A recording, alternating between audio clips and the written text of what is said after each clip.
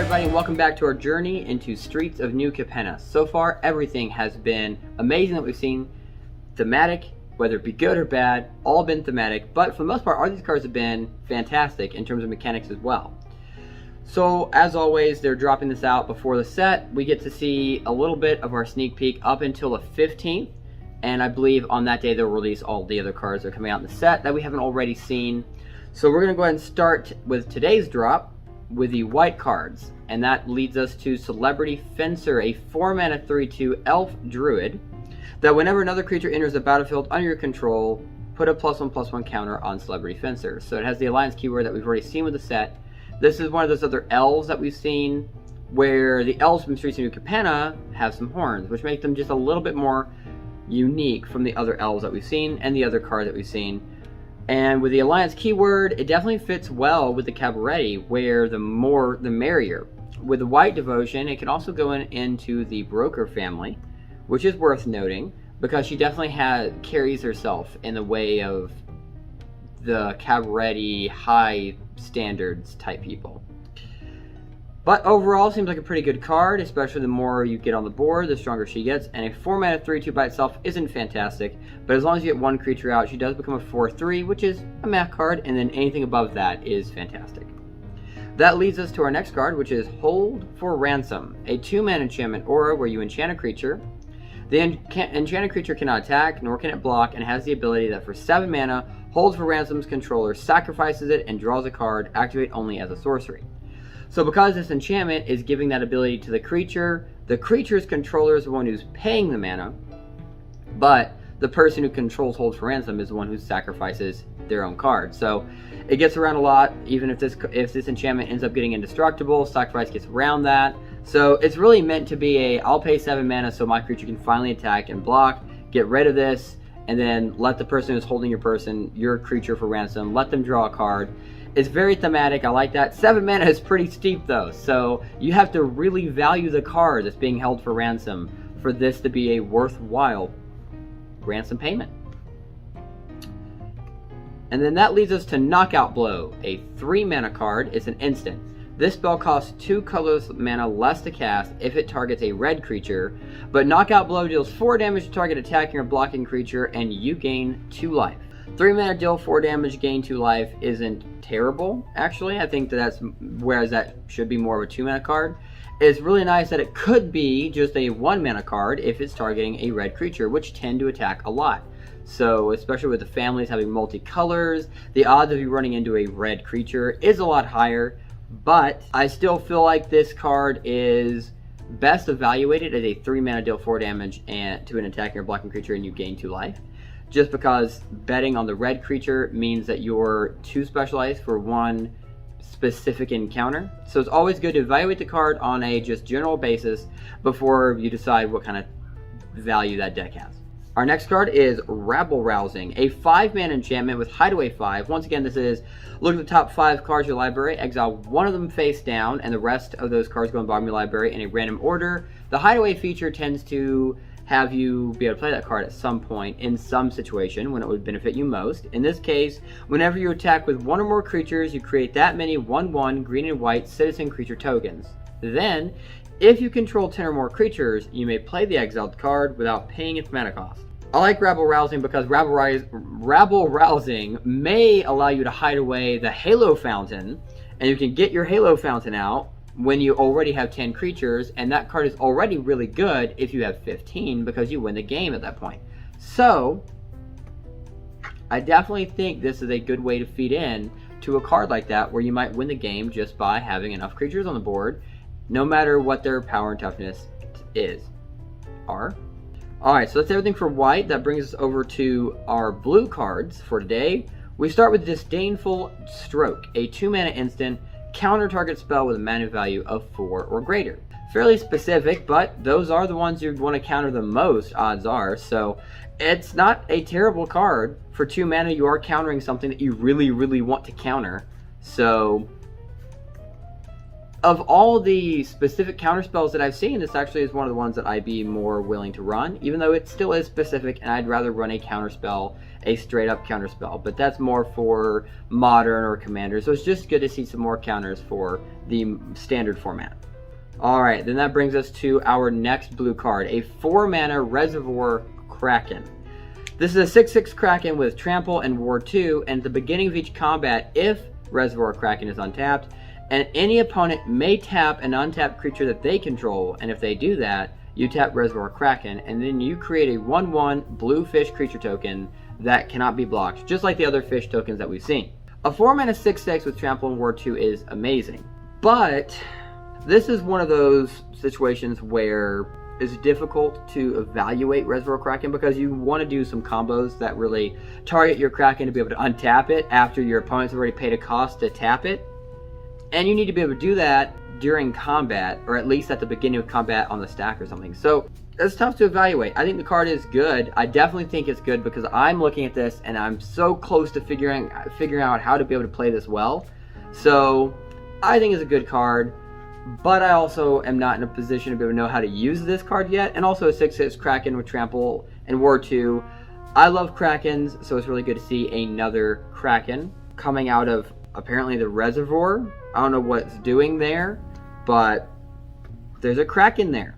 Alright, and then that is it for our blue cards. Not a whole lot there, just 2 cards. That moves us over to our black cards. And we start with Angel of Suffering, a 5-mana 5/3. Nightmare Angel with flying, and if damage would be dealt to you, prevent that damage and mill twice that many cards. So this is really good for that self-milling strategy. I think that this card is going to end up being fantastic in that deck, and I'm really enjoying the mill flavor that we're getting here because all of it makes thematic sense while also being something that I could totally get behind for a strategy that I use. Next, that brings us to Dusk Mangler, a 7-mana 5/4 horror. As an additional cost to casting the spell, sacrifice a creature, discard a card, or pay 4 life. And when this enters the battlefield, each opponent sacrifices a creature, discards a card, and loses 4 life. So you have to pay an additional cost getting this creature on the board, but it's an either or. And then once it does enter the battlefield, everyone else has to do all of those things. So if you pay a cost, it's okay because everyone else will be paying more. So the Dusk Mangler definitely mangles things up. Just, it ain't pretty, but it's definitely hurting them more than you, so it's worth it, right? Next we have the Sanguine Spy. So this is a 3-mana 2/3 vampire rogue with menace and lifelink. If you pay 1 mana and sacrifice another creature, look at the top card of your library. You may put that card into your graveyard. At the beginning of your end step, if there are 5 or more mana values among cards in your graveyard, you may pay 2 life, and if you do, draw a card. I think the black cards already do a really good job at milling, as do the blue, so paying mana and sacrificing a creature may not seem like a high cost, but if you're not sacrificing a creature you get a benefit from sacrificing, then this card doesn't end up, I think, being fast enough for your deck to work as well as it needs to, because there's just so many other cards that mill more effectively. So this is really a 1 mana, sacrifice something that you were actually hoping to sacrifice, and then do other things. Because otherwise, that effect, whereas it would have been good if we haven't seen these other great cards for milling, this ends up being kind of a slower card, I feel like. And a 3-mana 2/3 menace lifelink, overall, not bad. Of course, I'm a little greedy. I'd love to see that as a 2-mana card, but honestly, 3-mana 2/3 menace lifelink, not much to complain about there, because it does so much for you. And it being a rogue and a vampire are good creature subtypes that can synergize with other cards. And that brings us to the last black card that they've shown us for today, which is Tavern Swindler, a 2-mana 2/2 human rogue that when you tap, pay 3 life, flip a coin. And if you win the flip, you gain 6 life. Haven't seen a lot of flip coin cards lately, so it's really cool to see another one, especially with the theme of this creature being in the tavern, swindling people. But no matter what, you're paying 3 life and tapping a creature. So for you to lose after having done that, it hits a little bit harder. And always, as with gambling, you want to do it another time because, well, if I win the next time, I do net gain 3 life. And it's always, you're always in the hole. So I almost feel like this card is incentivizing the creature's controller to do more gambling than anyone else. And that brings us to red. We start with Big Score, a 4 mana instant. As an additional cost of casting the spell, you do have to discard a card, but you draw 2 cards and create 2 treasure tokens. I mean, it definitely is a big score, and you just have to discard a card and pay 4 mana. Draw 2 cards, create 2 treasure tokens. You're getting 2 of the mana back essentially that way, which you can use in other places. And with red, having treasure tokens that you can sacrifice is apparently a synergy that we're going to go with. So, you know what, I think Big Score is a good card, especially if you put it in the right deck. I'm thinking probably Riveteers, but I think this card would go well in a few other decks depending on how you build them. And that brings us to Horde Hauler, a 4 mana 5/5 vehicle. This is a 5/5 vehicle with trample, crew 3, and when it deals combat damage to a player, create a treasure token for each artifact that they control. This seems alright. A 4 mana 5/5 is always good, but you do have to crew it with 3. Getting treasure tokens for each artifact your opponents control is good. I almost feel like, though, with Horde Hauler, you're the one controlling a lot of the artifacts. But I like the card. There are a lot of cards in Streets of New Capenna right now that are giving your opponents treasure tokens. So this definitely synergizes well with those cards. And maybe this goes into the Riveteer deck. Maybe this goes in the Maestro deck.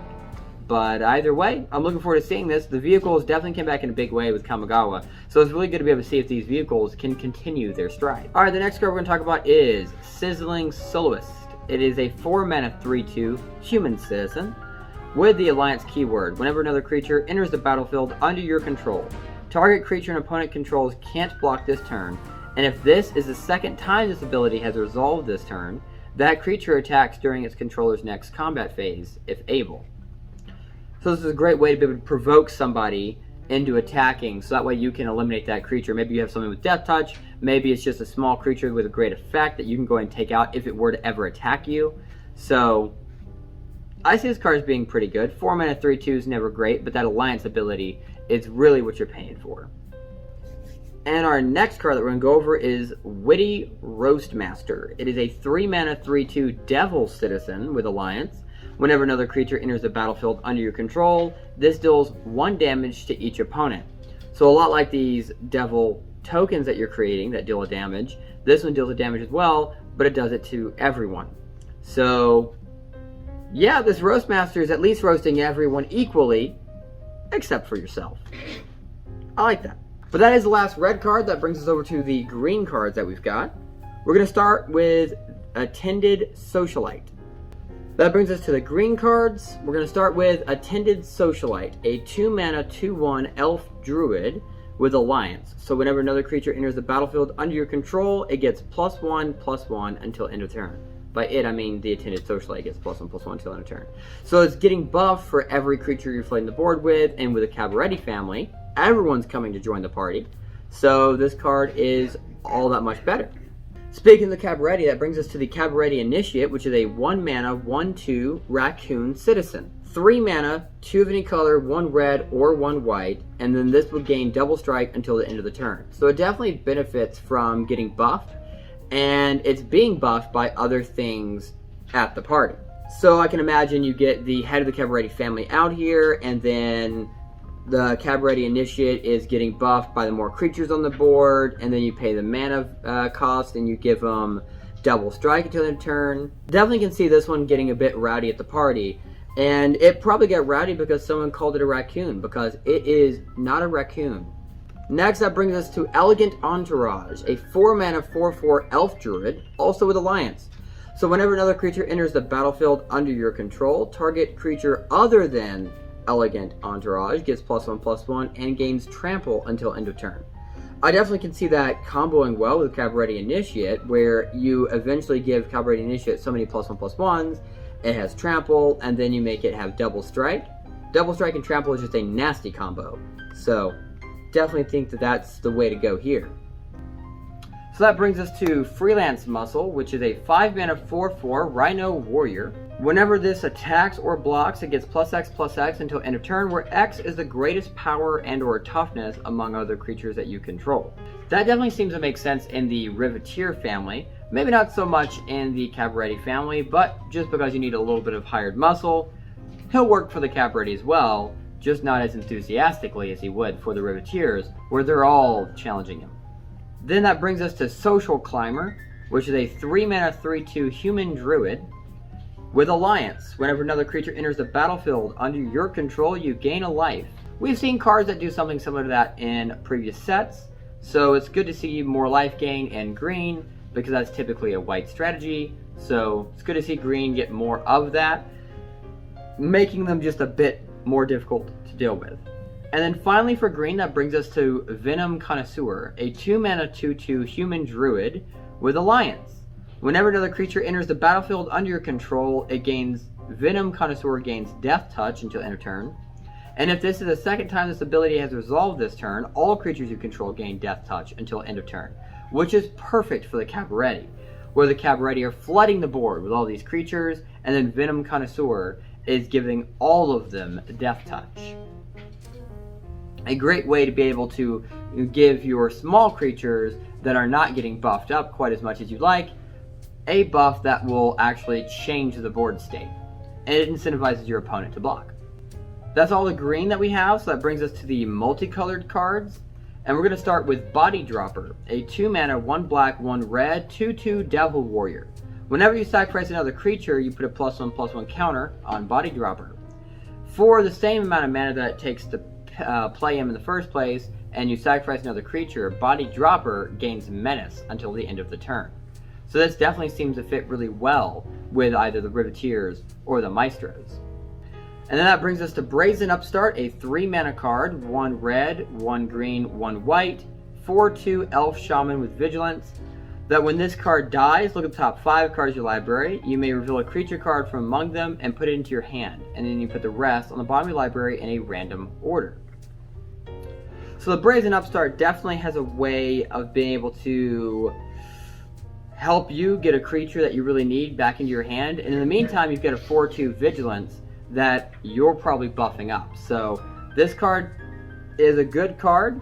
I think that for as far as cabaret cards go, that this is a great way for you to get creatures that will help buff everything on the board, but that this may be a bit more useful at the point where you already have a board established and you just need to get it to being the high level threat that we know the cabaret can turn any party into. Speaking of the cabaret, we now talk about the cabaret ascendancy, which is one of each of the cabaret colors, and you get an enchantment. At the beginning of your upkeep, look at the top card of your library, and if it's a creature or a planeswalker card, you may reveal it and put it into your hand. If you don't put the card into your hand, you may put it on the bottom of your library. So it's like scrying every turn, or it's a free card draw every turn. So, depending on how you use it. That's pretty good because it definitely fits thematically with the cabaret, where their parties are so exclusive that they're the ones handpicking who the invites are even going to. So this is a great way for them to be able to pick out the right people for the right party. The right mix of people in any situation can ultimately be the most control over that situation. Next we go to Celestial Regulator, which is a 3-mana 1 white 1 blue 2/3 Angel Advisor with Flying, that whenever this enters the battlefield, choose target creature you don't control and tap it, and if you control a creature with a counter on it, the chosen creature does not untap during its controller's next untap step. That's a great control card. Definitely reminds me a bit of the Obscura family in terms of the information that's being put out there, but more accurately, this is probably meant for brokers. So I can definitely see the broker family going to the angel as a sort of advising capacity, but also manipulating what's on the board and how it's being used. Because the Obscura tend to really focus more on what resources your opponents have at their disposal, not so much what they've already used and how they're using it. So definitely seems like a good card for the brokers. Next, we go to Fatal Grudge, a 2-mana 1 black 1 red sorcery that as an additional cost to casting the spell, you do have to sacrifice a non-land permanent. Each opponent chooses a permanent that they control that shares a type with a sacrifice permanent and sacrifices it, and then you draw a card. So, yeah, I could definitely see that, especially with the art on the card here, that a creature jumps off the edge of a skyscraper, but has someone else they've grabbed onto as well. So it's like, look, if I'm going to die, I'm taking you out with me. And then also the controller gets to draw a card. So just a nice little bump at the end of that road. So I like Fatal Grudge, especially because I picture this being within Maestros. But it only being black and red, I believe means it could also fit in the Riveteer family. And you know what, I could see it either way.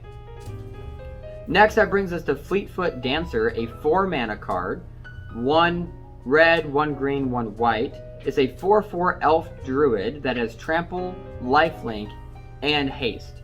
And for 4 mana, that's a great deal. Of course, the downside here is that you need 1 of each of the colors of the family.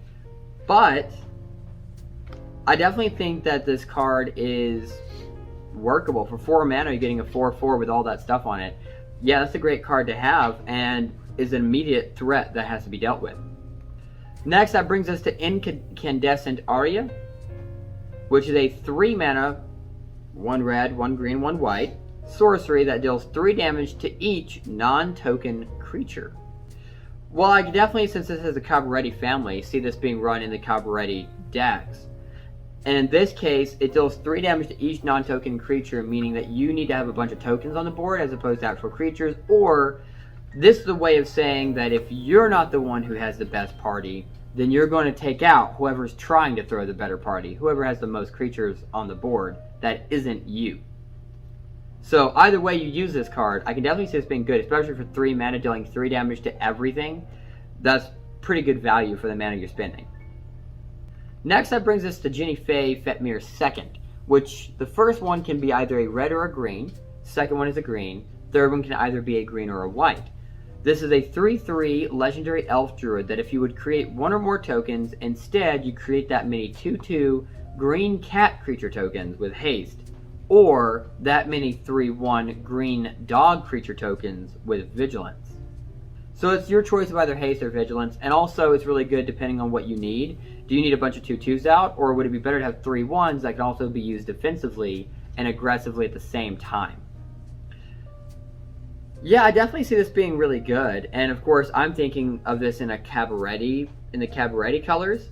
So even though theoretically you could use this in another family, since the red is an optional part of it, as is the white. I mean, you could just run this as 3 green mana, but I definitely think that this is a great card for the cabaret family. So I look forward to seeing it, and I don't think that this is a card that is not being used in the cabaret deck if you're able to. Next up brings us to Park Heights Pegasus, a 2 mana 1 green 1 white 2/1 Pegasus with flying and trample that whenever this deals combat damage to a player, draw a card. If you had 2 or more creatures enter the battlefield under your control this turn. So definitely a cabaret thing, and I can see this Pegasus as being, though it is definitely useful to being able to attack something, I mostly see this as a talking piece at a party. And that would be why the more people who come out to your party, the more influence you're gaining over them, because you own a Pegasus. So I definitely think that this is a thematic card, and it's just fun to see a Pegasus, especially since we've seen so many things that you wouldn't think of as being in this world.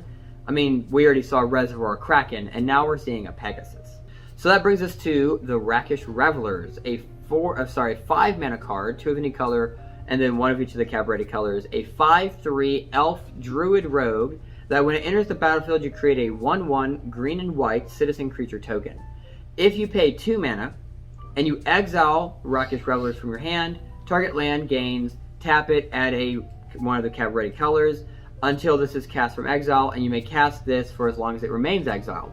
So just another one of those cards that we've already seen. I think the last one we saw was for the Broker family. So now we see it coming for the Cabaret family as well, where you're getting the token that you need, you're giving your land the colors that it needs, and that's if you weren't able to play this card, and then you're able to play this card when you need to. Next we go to Rocco Cabaret Caterer, which is a 1 of each color of the Cabaret family, but also X.